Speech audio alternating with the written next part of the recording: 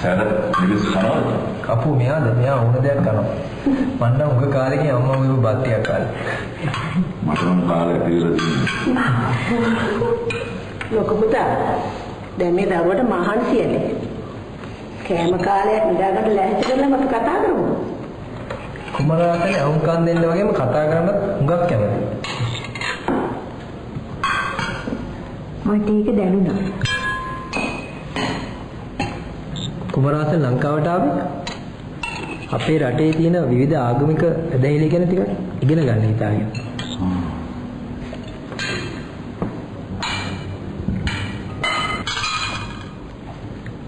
මේ අකිදු ගොන්නිකායේ කවදාරි මහණෙන්න මෙයා හිතාගෙන ඉන්නේ.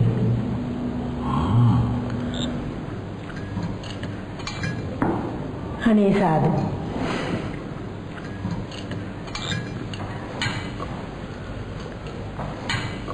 පුංචි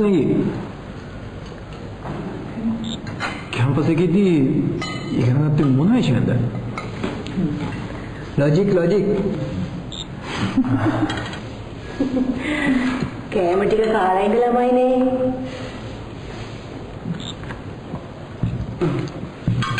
ඉතින් අම්මත් වාඩි වෙන්නකෝ. මං මල්ලියාට පස්සේ කන්න. එයා එන වෙලාවට අද මේ හොඳ දවස් ඉස්කෝලේ යන්නේ මෙන්න මෙතන වාඩි වෙන්න.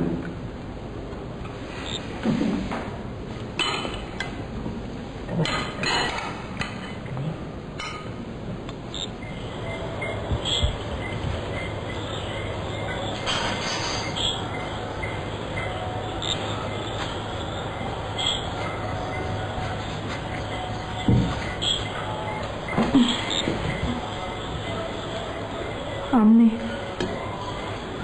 මෙන්න මේ බත් ටික කන්නකෝ.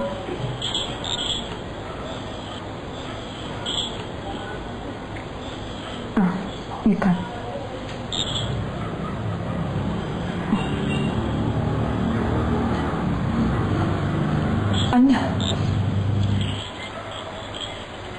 අන්න එහෙනවද? මොකක්ද? දොරට තට්ටු කරනවා. උඹේ අයියා ඇවිල්ලා. මගේ පුතා ඇවිල්ලා.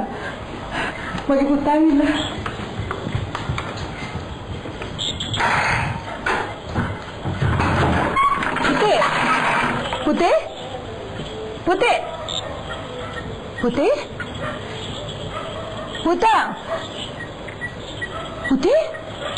පුතා. මොන පිස්සුවක්ද අම්මේ? කවුරු දොරට ගහන්නද? කවුරුත් නැහැ එන්න. පුතේ එන්න අම්මේ. යංගියද?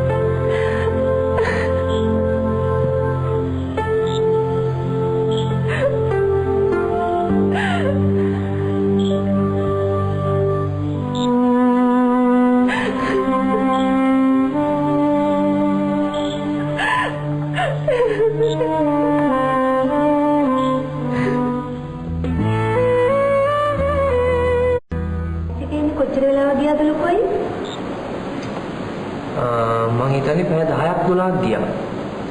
එපා වෙනවා. මොකද පුංචි මල්ලි තාම පාරක්කු.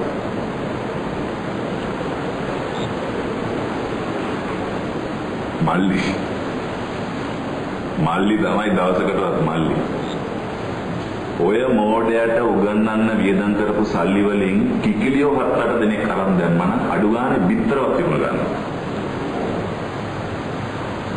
මේ රටේ බාල පරපුරේ අධ්‍යාපනයේ බිත්තරයකටත් වඩා අඩු වටිනාකම තියෙනවා කියලා දප්පච්චි කියන්නේ.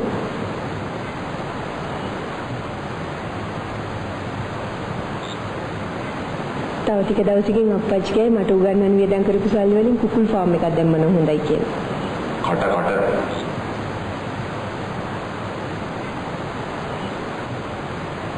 ඉගෙන ගන්න කෙනෙකුට වීදම් කරන්න මම අකමැති නෑ. ඒකෙන් ප්‍රයෝජනයක් නොගන්නවටයි මම අකමැති.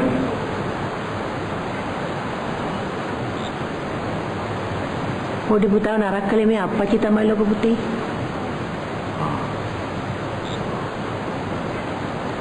ඉරුට පාර දීලා මට හදාගන්න ඉඩ ඇරියා නම් මේ වගේ දෙයක් සිද්ධ වෙන්නේ හරි හරි.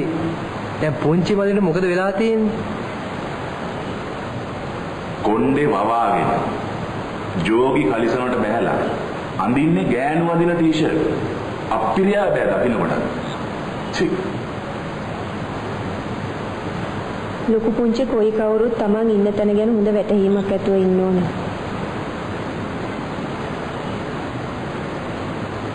ඒක ඉතින් පුංචි අයල් වර්ධක් විතරක් නෙමෙයි ලොකු අයියා.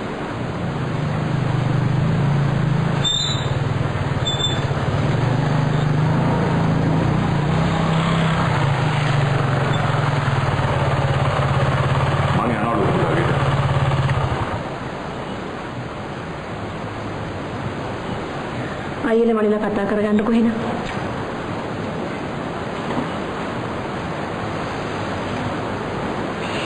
ඒ ආවේ පුංචි මල්ලිද?